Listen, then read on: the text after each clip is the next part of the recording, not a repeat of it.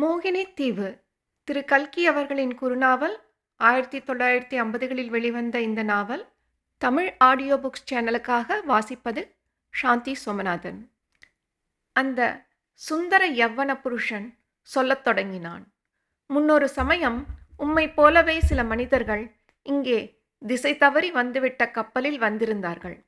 அவர்களிடம் என்னுடைய கதையை தொடங்கிய போது 700 ஆண்டுகளுக்கு முன்னால் என்று ஆரம்பித்தேன். அவர்கள் எதனாலோ மிரண்டு போய் ஓட்டம் எடுத்தார்கள். அப்படி நீர் ஓடிவிட மாட்டீர் என்று நம்புகிறேன். அந்த மனிதர்களைப் போலன்றி நீர் ரசிகத்தன்மையுள்ளவர் என்று நன்றாய் தெரிகிறது.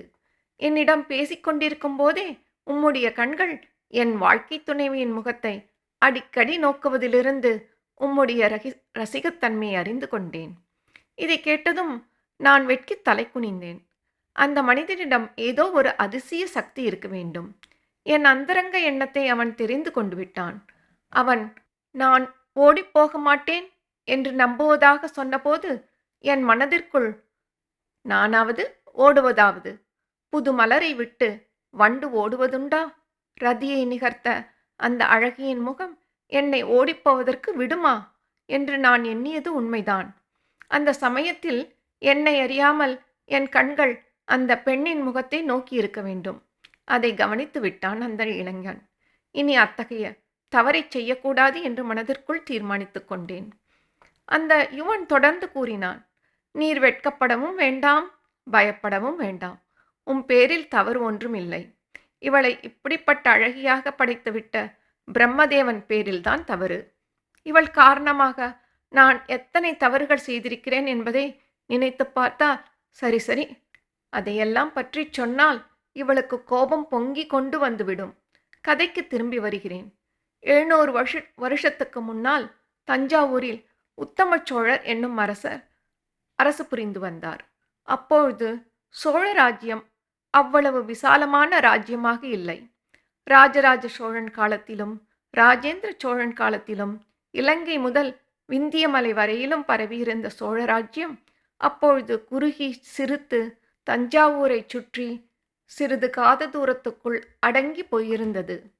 ஆனாலும் உத்தம சோழர் தம்முடைய குலத்தின் பழைய பெருமையை மறக்கவே இல்லை. அந்த பெருமைக்கு பங்கம் விளைவிக்கக்கூடிய காரியம் எதையும் செய்ய விரும்பவில்லை. உத்தம சோழருக்கு 2 புதல்வர்கள் இருந்தார்கள். அவர்களில் ஒருவன் பெயர் சுகுமாரன், இன்னொருவன் பெயர் ஆதித்தன். மூத்தவனாகிய சுகுமாரன் பட்டத்து இளவரசனாக விளங்கினான். அதே சமயத்தில் மதுரையில் பராக்கிரம பாண்டியர் என்ற அரசர் ஆட்சி புரிந்தார். ஆனால் அவர் புராதான பாண்டிய வம்சத்தை சேர்ந்தவர் அல்ல. தென்பாண்டிய நாட்டைச் சேர்ந்த பாளையக்காரர். தம்முடைய போர் திறமையினால் மதுரையை கைப்பற்றி பராக்கிரம பாண்டியர் என்ற பட்டமும் சூட்டிக் கொண்டிருந்தார். அவருக்கு ஆண் சந்ததி கிடையாது. ஒரே ஒரு அருமை புதல்வி இருந்தாள். அவள் பெயர் புவனமோகினி. அந்த ராஜகுமாரியின் அழகு, குணம், அறிவுத்திறன் முதலியவற்றை குறித்து நான் இப்பொழுது அதிகமாக சொல்லப்போவதில்லை. சொல்லுவது சாத்தியமும் இல்லை. அப்படி சொன்னாலும் இதோ இவள் குறுக்கிட்டு தடுத்து விடுவாள். இவ்விதம் கூறிவிட்டு அந்த யுவன் தன் காதலியின் அழகு ஒழுகும் முகத்தை கடைக்கண்ணால் பார்த்தான்.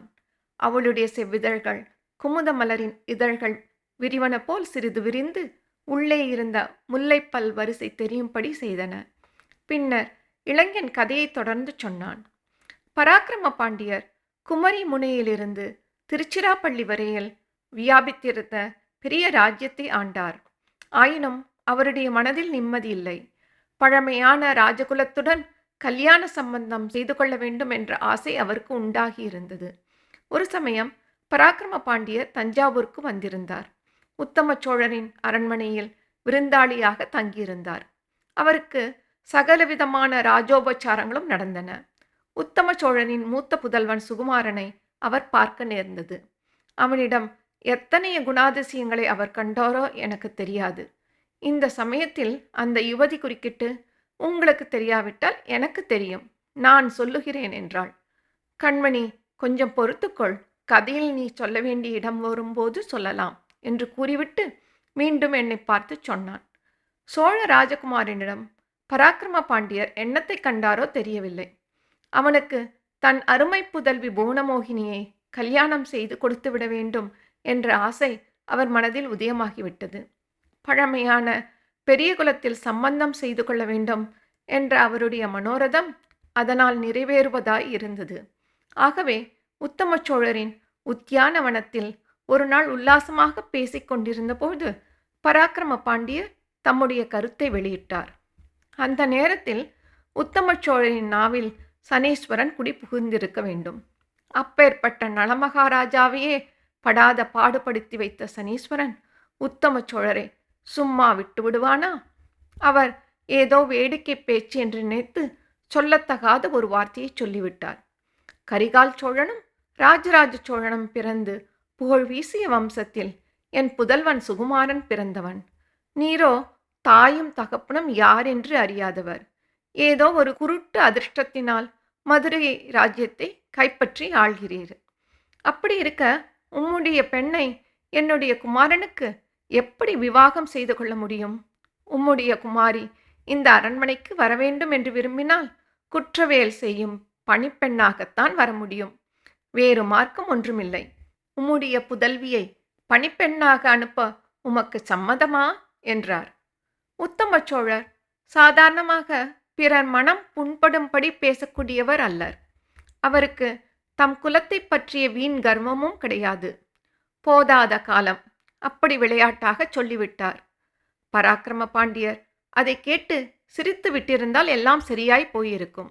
ஆனால் பராக்கிரம பாண்டியர் எத்தனையோ அரிய ஆற்றல்கள் படைத்தவராயினும் அவருக்கு சிரிக்க மட்டும் தெரியாது. உத்தம சோழரின் வார்த்தைகளை கேட்டதும் அவருக்கு வந்து விட்டது ரௌத்ராகாரமான கோபம். அப்படியா சொன்னீர்? இனி இந்த அரண்மனையில் ஒரு வினாடியும் தாமதியேன், ஒரு சொட்டு தண்ணீரும் அருந்தேன் என்று சொல்லிவிட்டு புறப்பட்டார். உத்தம சோழர் எவ்வளவு சமாதானம் சொல்லியும் கேட்கவில்லை.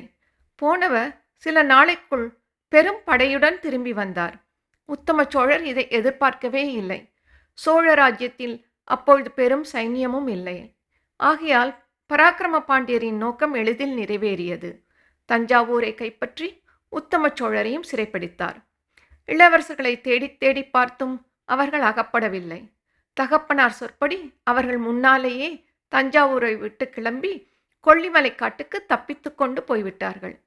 இதற்காக பிற்பாடு அவர்கள் எவ்வளவு வருத்தப்பட்டார்கள். பின்னால் வருத்தப்பட்டு என்ன பயன்? பராக்கிரம பாண்டியர் தம்முடைய கோபத்தையெல்லாம் உத்தம சோழன் மீது பிரயோகித்தார். அவர் செய்த காரியத்தை சொல்லவும் என் நாக்கு கூசுகிறது. அப்படியானால் நீங்கள் சற்று சும்மா இருங்கள், மேலே நடந்ததை நான் சொல்லுகிறேன் என்று ஆரம்பித்தாள் அந்த யுவதி. பிறகு என்னை பார்த்து சொல்லத் தொடங்கினாள்.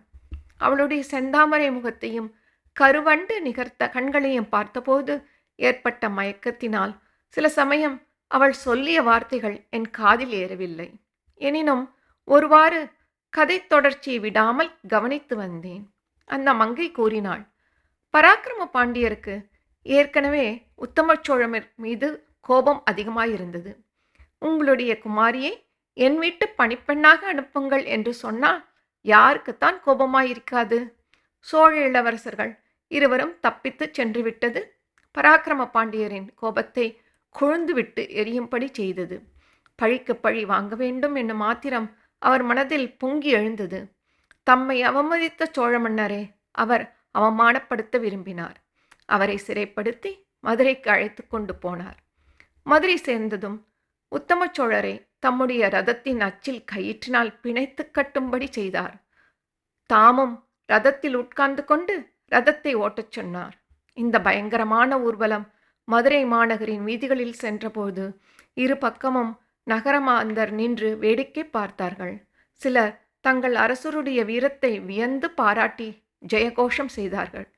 ஒரு சிலர் உத்தம சோழனுடைய கர்வபங்கத்தை எண்ணி குதூகலப்பட்டார்கள். ஒரு சிலருக்கு அந்த காட்சி துக்க வருத்தத்தை அளித்தது. அப்படி வருத்தப்பட்டவர்களில் ஒருத்தி பாண்டிய மன்னருடைய குமாரி புவனமோகினி. தன்னுடைய தந்தை வெற்றி மாலை சூடி தஞ்சையிலிருந்து திரும்பி வந்த பிறகு மதுரை நகரில் வீதிகளில் வலம் வருவதை பார்க்க அவள் விரும்பியது இயற்கைதானே. பாண்டிய மன்னரின் அரண்மனை மேன்மாடத்தில் நின்று புவனமோகினி ஊர்வல காட்சியை பார்த்தாள். தன் தந்தை ஏறியிருந்த ரதத்தில் அச்சில் யாரோ ஒரு வயதான பெரிய மனிதரை சேர்த்து கட்டியிருப்பதும் அவருடைய தேகத்தில் ஒரு பாதி தெருவில் கிடந்து தேய்ந்து கொண்டே வருவதும் அவள் கண்ணுக்கு தெரிந்தது. அந்த காட்சியை பார்ப்பதற்கு அவளுக்கு சகிக்கவில்லை. இப்படியும் ஒரு கொடுமை உண்டா என்ற பயங்கரமும் துயரமும் அடைந்தாள். உணர்ச்சி மிகுதியினால் மூர்ச்சி போட்டு விழுந்து விட்டாள். இதை பார்த்திருந்த சேடிகள் உடனே பாண்டியருக்கு செய்தி அனுப்பினார்கள். பாண்டியர் ஊர்வலத்தை நிறுத்திவிட்டு அரண்மனைக்கு திரும்பினார். புவனமோகினிக்கு மூர்ச்சி தெளிந்ததும் அவள் தந்தையிடம் தன் மன கருத்தை வெளியிட்டாள். ஒரு பெரிய வம்சத்தில் பிறந்த அரசர் போரிலே தோல்வியடைந்தால் அவரை இப்படி ரதத்திலே சேர்த்து கட்டி தெருவிலே இழுத்து கொண்டு போவது என்ன நியாயம்? இது அநாகரிகம் அல்லவா? இப்படி நீங்கள் செய்யலாமா என்று அவள் கேட்டதற்கு பாண்டியர், அவன் எத்தனை பெரிய வம்சத்தில் பிறந்தவனாயிருந்தால் என்ன? என் அருமை குமாரியை அவனுடைய அரண்மனையில் குற்றவியல் செய்ய அனுப்பும்படி சொன்னான். அப்படிப்பட்டவனுடைய அகம்பாவத்தை வேறு எந்த விதத்தில் நான் அடக்குவது? உத்தம சோழனுக்கு நீ பரிந்து பேசாதே, வேறு ஏதாவது சொல்லு என்றார். புவனமோகினி தந்தைக்கு நல்ல வார்த்தை சொல்லி அவருடைய கோபத்தை தணித்தாள். அதன் பேரில் உத்தம சோழரை தனிச்சிறையில் அடைக்க முடியும், அவருக்கு மற்றபடி வேண்டிய சௌகரியங்கள் எல்லாம் செய்து கொடுக்கும்படியும் பராக்கிரம பாண்டியர் கட்டளையிட்டார். இவ்விடத்தில் அம்மங்கையின் காதலன் குறுக்கிட்டு, ஆஹா, பாண்டிய நாட்டின் கருணையே கருணை என்றான். பிறகு அவனே கதையை தொடர்ந்தான். உத்தம சோழரின் புதல்வர்கள் இருவரும் பாண்டிய வீரர்களிடமிருந்து தப்பித்து கொண்டு கொல்லிமலை போய் சேர்ந்தார்கள். அவர்களுடன் இன்னும் சில சோழ நாட்டு வீரர்களும் வந்து சேர்ந்து கொண்டார்கள். கொல்லிமலை பிரதேசம் இப்பொழுது எப்படி இருக்கிறதோ என்னமோ தெரியாது. அந்த நாளில் கொல்லிமலையும் அதன் அடிவாரமும் மிகச் செழிப்பான வனங்களால் சூழப்பட்டிருந்தன. அந்த வனப்பிரதேசத்தின் அழகை சொல்லி முடியாது. இது மோகினி தீவு என்பது உண்மைதான். ஆனால் கொல்லிமலையின் வனப்புக்கு இது அருகிலே கூட வர முடியாது. வருஷம் 355 தினங்களும் கனிகள் தரக்கூடிய மாமரங்களும் நார்த்தை மரங்களும் அங்கு ஏராளமாயிருந்தன. அங்கிருந்து பலா மரங்களும் அவ்வளவு ஏராளமான பெரிய பலாப்பழங்களை கிளைகளில் சுமந்து கொண்டு எப்படித்தான் விழாமல் நிற்கின்றன என்னும் வியப்பை பார்ப்பவர்களின் மனதில் உண்டாக்கும். உணவு கவலையே இன்றி ஒளிந்து வாழ்வதற்கு கொல்லிமலையை போன்ற இடம் வேறு இல்லை என்று சொல்லலாம். முற்காலத்தில் கரிகால் சோழன் ஒளிந்து வாழ வேண்டிய அவசியம் ஏற்பட்ட போது கொல்லிமலைக்குத்தான் போயிருந்ததாக சொல்லுவதுண்டு. இந்த மலையில் அப்போது சில சித்தர்கள் தவம் செய்து கொண்டிருந்தார்கள். கரிகாலன் தன்னை காப்பாற்ற வேண்டும் என்று சித்தர்களை வேண்டிக் கொண்டாராம். அவர்களும் ஆகட்டும் என்று ஒப்புக்கொண்டார்களாம். கரிகாலனை தேடிக்கொண்டு அவனுடைய விரோதிகளின் ஒற்றர்கள் கொல்லிமலைக்கு வர ஆரம்பித்தார்கள். சித்தர்கள் என்ன செய்தார்கள் தெரியுமா? ஒரு அழகான பெண்ணின் வடிவமாக ஒரு இயந்திர பதுமையை செய்தார்கள். அந்த பதுமைக்குள்ளே ஒரு கூரிய வாளை ஒளித்து வைத்தார்கள். பதுமையை பார்ப்பவர்கள் அது உண்மையான பெண் என்றே நினைக்கும்படி இருந்தது. நினைப்பது மட்டுமல்ல, அந்த பதுமையின் அழகினால் கவரப்பட்டு யாரும் அதன் அருகில் செல்ல விரும்புவார்கள். கரிகாலனை தேடிக்கொண்டு வந்த ஒற்றர்கள் அந்த பதுமையை பார்த்ததும் அதன் அழகில் மயங்கி அருகில் வந்து உயிருள்ள பெண்ணாகவே கருதி அதை தீண்டுவார்கள். அவ்வளவுதான். அந்த பதுமையின் எந்த அவயத்தில் மனிதனுடைய கைப்பட்ட போதிலும் உடனே அந்த பதுமையில் மறைந்திருந்துள்ள இயந்திரம் இயங்கி அதன் வயிற்றுக்குள்ளே இருந்து மிக வேகத்துடன் கூரிய வாள் வெளிவந்து தன்னை தீண்டியவனை குத்தி கொன்று விடுமாம்.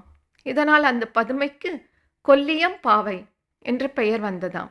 அந்த கொல்லியம் பாவை அங்கே இருந்த காரணத்தினாலேயே அந்த மலைக்கு கொல்லிமலை என்று பெயர் வந்ததாகவும் சொல்வதுண்டு. அதனால் பழங்காலத்து கதை. சோழ நாட்டு இளவரசர்கள் இருவரும் அவர்களுடைய தோழர்களும் கொல்லிமலைக்கு போன போது அங்கே கொல்லியம்பாவை இருக்கவில்லை. ஆனால் அவர்கள் ஒவ்வொரு கையிலும் வாளும் வேலும் இருந்தன. சுகுமாரனும் ஆதித்தனும் பராக்கிரம பாண்டியன் மீது பழிவாங்க துடித்தார்கள். அவர்களை தொடர்ந்து வந்த சோழ நாட்டு வீரர்கள் இளவரசர்களை காட்டிலும் அதிக ஆத்திரம் கொண்டிருந்தார்கள். ஆனால் 50,000 போர் வீரர்களையும் யானைப்படை குதிரைப்படைகளும் உடைய சாம்ராஜ்யத்தை எதிர்த்து ஒரு 20 வீரர்கள் என்ன செய்ய முடியும்? ஆகையால் செய்ய வேண்டியது என்ன என்பதை பற்றி பல யோசனைகள் செய்தார்கள். இரகசியமாக படை திரட்டி சேர்ப்பதற்கு கொல்லிமலைக்காடு மிகவும் வசதியான இடம். அவர்களிலே சிலர் சந்நியாசிகளைப் போல வேஷம் தரித்து சோழ நாடெங்கும் சுற்றி சோழகுலத்திடம் உண்மையான விசுவாசம் கொண்ட வீரர்களை திரட்ட வேண்டும். அப்படி திரட்டியவர்களையெல்லாம் குறிப்பிட்ட அடையாளங்களுடன் கொல்லிமலை பிரதேசத்துக்கு அனுப்ப வேண்டும். இன்னும் ஆயுதங்கள், உணவுப் பொருள்கள் முதலியவையும் கொண்டு வந்து சேர்க்க வேண்டும். இவ்விதம் போதுமான படை சேர்ந்தவுடன் தஞ்சாவூர் மீது படையெடுத்துச் செல்ல வேண்டும். அங்கிருந்து மதுரைக்கு போக வேண்டியதுதான். பராக்கிரம பாண்டியனை பூண்டோடு அழித்து விட வேண்டியதுதான். இப்படியெல்லாம் அவர்கள் திட்டம் போட்டார்கள். ஆனால் எல்லாவற்றிற்கும் முதலிலே செய்ய வேண்டியது ஒன்று இருந்தது. அவர்களில் யாராவது ஒருவர் மாறுவேடம் போட்டுக்கொண்டு மதுரைக்கு போக வேண்டும். பாண்டியனுடைய சிறையில் இருந்த உத்தம சோழரை எப்படியாவது தந்திரத்தினால் விடுதலை செய்து அழைத்து வர வேண்டும். உத்தம சோழர் பத்திரமாய் கொல்லிமலைக்கு வந்து சேர்ந்த பிறகுதான் மற்ற காரியம் எதுவும் செய்ய முடியும். அப்படியின்றி உத்தம சோழர் பாண்டியனுடைய சிறையில் இருக்கும்போது சோழ இளவரசர்கள் படை திரட்டுவதற்கு தெரிந்தார் கூட அந்த மூர்க்கம் கொண்ட பாண்டியன் அவரை கொன்றுவிடக்கூடும் அல்லவா? மதுரைக்கு மாறுவேடம் பூண்டு சென்று அந்த மகா சாகசமான செயலை யார் புரிவது என்பது பற்றி அவர்களுக்குள் விவாதம் எழுந்தது. ஒவ்வொரு வீரனும் தான் போவதாக முன்வந்தான். ஆதித்தன் தன் தந்தையை விடுவித்து கொண்டு வரும் பொறுப்பு தன்னுடையது என்று சாதித்தான். பட்டத்து இளவரசனாகிய சுகுமாரன் மட்டும் போகக்கூடாது என்று மற்றவர்கள் அனைவரும் ஒருமுகமாகச் சொன்னார்கள். ஆனால் சுகுமாரனுக்கோ வேறு யாரிடத்திலும் அந்த கடினமான வேலையை ஒப்படைக்க விருப்பமில்லை. நீண்ட விவாதத்துக்கு பிறகு கடைசியில் அவர்கள் ஒரு முடிவுக்கு வந்தார்கள். கொல்லிமலை பிரதேசத்தில் மர நெருக்கம் இல்லாத ஒரு இடத்தை கண்டுபிடித்து அங்கே ஒவ்வொருவரும் அவரவருடைய வேலை பலம் கொண்ட மட்டும் வீசி எறிய வேண்டியது. யாருடைய வேல் அதிகமான தூரத்தில் போய் விழுகிறதோ அவன் மதுரைக்கு போக வேண்டியது. 1 வருஷ காலத்துக்குள் அவன் உத்தம சோழரை விடுவித்து கொண்டு வந்து சேராவிட்டால் அடுத்தபடியாக நெடும் தூரம் வேலெறிந்த வீரன் மதுரைக்கு போக வேண்டியது. இந்த யோசனையை சுகுமாரன் சொன்னதும் வேறு வழியின்றி எல்லோரும் ஒப்புக்கொண்டார்கள். ஒவ்வொருவரும் தன் உடம்பிலுள்ள சக்தி முழுவதையும் பிரயோகித்து வெகு தூரத்தில் போய் விழும்படியாகத்தான் வேலை வீசி எறிந்தார்கள். ஆனால் சுகுமாரனுடைய வேல்தான் அதிக தூரத்தில் போய் விழுந்தது. அதனால் கடவுளுடைய விருப்பம் அப்படி இருக்கிறதென்று ஒப்புக்கொண்டு மற்றவர்கள் சுகுமாரனுக்கு விடை கொடுத்து அனுப்பினார்கள். சுகுமாரன் மிக உற்சாகத்துடனே மதுரைக்கு புறப்பட்டான். மதுரை நகரின் செல்வ சிறப்புகளை பற்றியும் மீனாட்சி அம்மன் கோயிலின் மகிமையை பற்றியும் சுகுமாரன் எவ்வளவோ கேள்விப்பட்டிருந்தான். முற்காலத்தில் சங்கப்புலவர்கள் வாழ்ந்ததும் தமிழ் வளர்த்த நகரம் மதுரை என்பதும் அவனுக்கு தெரிந்துதான் இருந்தது. அப்படிப்பட்ட மதுரை நகரை பார்க்க வேண்டும் என்ற ஆசை அவன் மனதில் வெகு நாட்களாக குடிக்கொண்டிருந்தது. அந்த ஆசை இப்பொழுது நிறைவேறப் போகிறதென்றால் அவன் உற்சாகம் கொள்வதற்கு கேட்பானேன்? தன்னுடைய சாமர்த்தியத்தினால் தந்தையை விடுவித்து கொண்டு வந்து விடலாம் என்ற நம்பிக்கையும் அவனுக்கு பூரணமாய் இருந்தது. எனினும் பாண்டிய நாட்டு தலைநகரில் தன்னுடைய வாழ்க்கையை அடியோடு மாற்றிவிடப் போகிற அனுபவம் கிடைக்கப் போகிறது என்பதை சுகுமாரன் சிறிதும் எதிர்பார்க்கவில்லை. மதுரை நகரில் ஒரு கொல்லியம்பாவை இருக்கிறது என்றும் அந்த உயிர் பாவையின் முகத்தில் உள்ள 2 கண்களாகிய வாளாயுதங்களும் அருகில் நெருங்கியவர்களின் நெஞ்சை பிளந்துவிடக் கூடியவை என்றும் அவன் கனவிலோ கற்பனையிலோ கூட எண்ணவில்லை. தங்கள் கருத்துக்களை tamilaudiobooks@gmail.com என்ற இணையதள முகவரிக்கு தெரியப்படுத்தவும். நன்றி.